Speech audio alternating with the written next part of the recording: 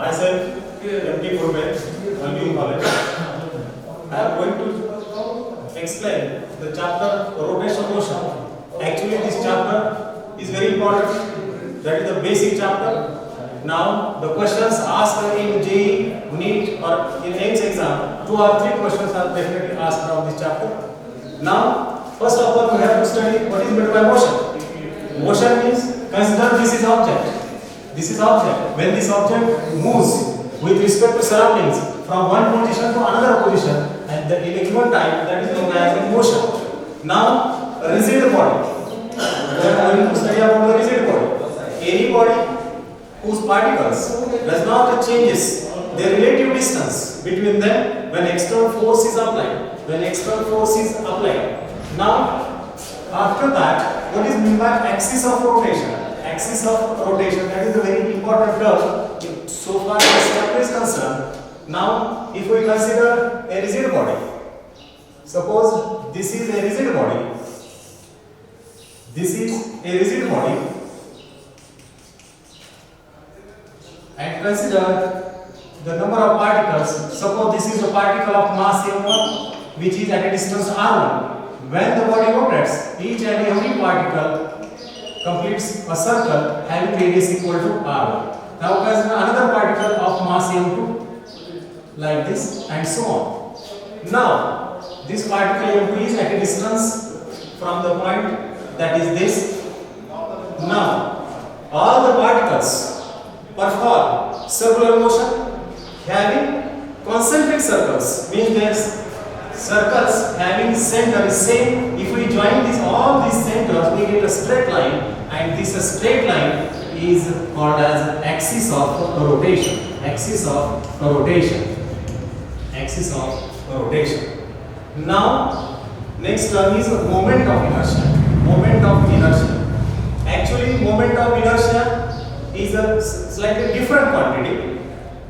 Just like mass in case of a translational motion, the moment of inertia quantity, similar quantity in rotational motion, that is moment of inertia.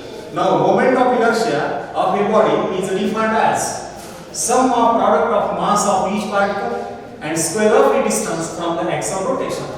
So, to understand this concept moment of inertia, again consider this is a rigid body. Now, it consists of large number of particles of masses m1, m2 and so on mn situated at a distance r1, r2 and so on rn respectively from the axis of rotation.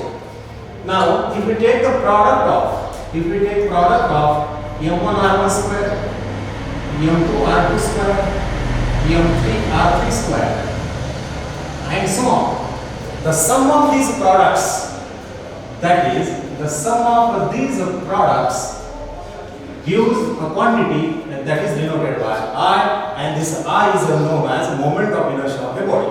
Now, this can be written in a short, that is summation I is equal to 1 to n mi ri square. So, I is equal to summation I is equal to 1 to n mi ri square. So, this is the moment of inertia of a rigid body.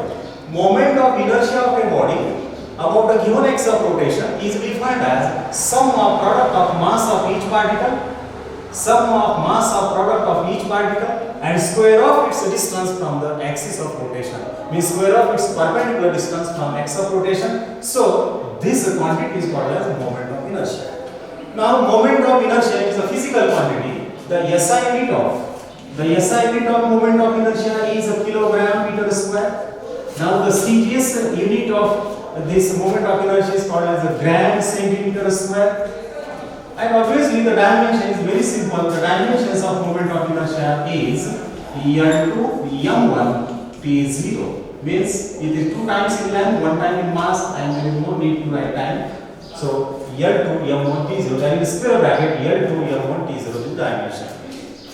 Now, again one more important point is that as the body rotates, different particles rotate with different circles. Every particle has the same angular velocity but different linear velocity. That is one additional point. Again, moment of inertia is not a scalar quantity. moment of inertia is not a vector quantity. Moment of inertia is a tensor quantity. Moment of inertia is a tensor quantity. So far, knowledge of students are concerned up to the 11th standard. Students know about the scalar quantity, vector quantity, but it is a tensor quantity. Means tensor quantity. How to define tensor quantity? Tensor quantity is the quantity which has no definite specific direction, but it has different values in different directions. Different values in different directions. Different values in different directions. So this is a tensor quantity. Now, moment of inertia depends upon certain factors. That is, it depends upon the shape, it depends upon size, that depends upon dimension of the body. It depends upon actually the distribution of mass. It depends upon the orientation of axis of rotation. Orientation of axis of rotation. Now, if we consider this moment of inertia of consisting particles, instead of this,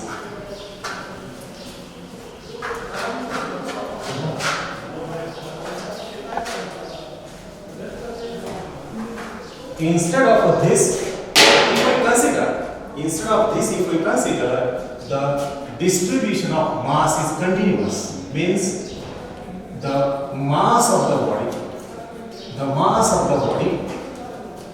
is distributed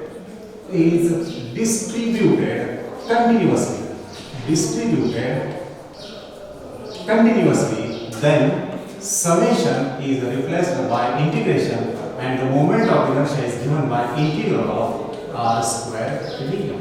So one can calculate the moment of inertia of a body. If the distribution of mass is continuous, then we have to use this I is equal to integral of r square dm, where dm is a small part of the body, that is called as element, mass of the element, and r is the distance from axis of rotation of that element. Now, after that, there is certain comparison. After that, there is a comparison of linear motion and rotational motion. Means some terms we have already studied up to the 10th standard, that is linear motion. How the term changes to rotational motion, that can be studied here. Now, serial number, then linear motion, then rotational motion.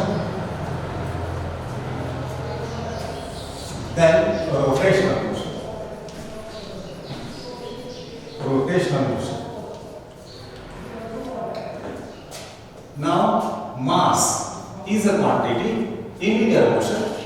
Now, analogous quantity is the moment of inertia.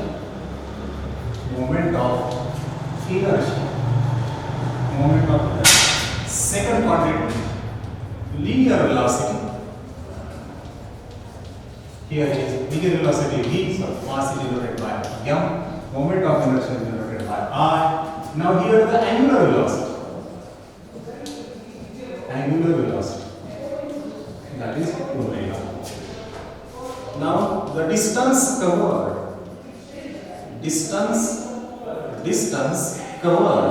is denoted by s. Here angle described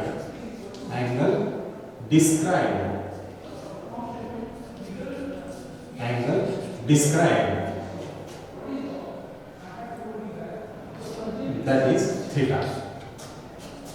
Angle described, that is theta. Now, next quantity is force. force. Force is a quantity. Here is the torque. Here is the torque. That is torque. Now, power. Power and P is equal to F. Here is power. Power is equal to 2 omega. Now, here is translational kinetic energy. Translational kinetic energy, that is given by E is equal to 1/2 mv square. In case of rotational motion, it is a rotational kinetic energy. Rotational kinetic energy. Rotational kinetic energy. And it is denoted by, generally it is denoted by Et, and here is E equal R for rotational. So 1/2 I omega square. 1/2 I omega square. Now, one more term, that is a linear momentum. Linear momentum, that is P is equal to mv, angular momentum. Angular momentum, that is L is equal to R omega. That is L is equal to R omega. Now, the next term, that is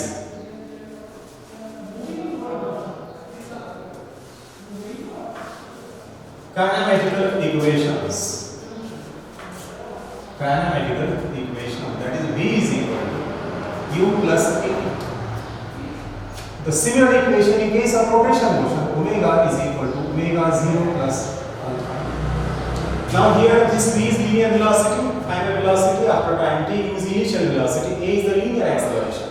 Omega is the final angular velocity after time t, omega 0 is the initial angular velocity, alpha is angular acceleration. Now, S is equal to ut plus 1/2 at square. Similarly here, theta is equal to omega 0 t plus 1/2 alpha t square. Now, this is the second kinematical equation. In case of linear motion, it is written as S is equal to ut plus 1/2 at square. Now, already we have studied in this case, S is the distance covered by the particle or the body or object in time t, and theta is the angle described by that body in time t. Now, next one is V square is equal to U square plus 2as. Similarly, this can be written as omega square is equal to omega 0 square plus 2 alpha theta.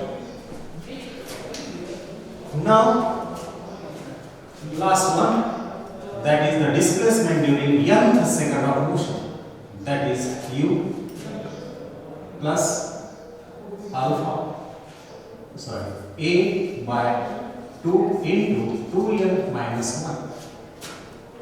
That is the last equation, that is displacement during nth second of motion is equal to U plus A by 2 into 2n minus 1. Similarly here, the angular displacement during nth second, that is omega 0 plus alpha by 2 into 2n minus 1. 2n minus 1. Now, these are the actually analogy between the linear motion and rotational motion. Means the terms are used in case of linear motion, equations are used in linear motion are these, and they are similar, that is called analogous or similar quantities or equations or the terms used in rotational motions are this. When we understand this comparison, it is very easy to solve the problems. Basically, rotational motion chapter consists of number of formulas are there. To solve the problem, every student, every person need to know the formula, and that formula depends upon the given quantities that we know. So, this is the comparison of linear motion and rotational motion. Now, we are going to study very important next point, and that is very useful throughout the chapter, is the radius of gyration. Is the